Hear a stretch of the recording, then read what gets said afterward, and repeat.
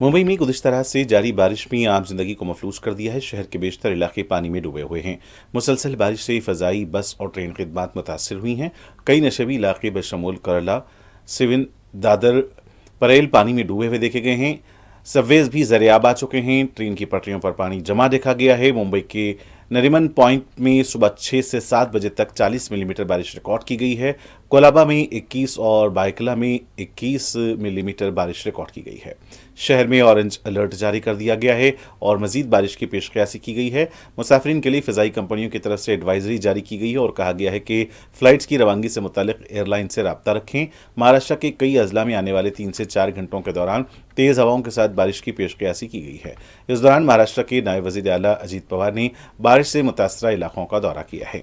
बताया गया है कि इस बार मानसून मुंबई में 12 दिन पहले पहुंच चुका है।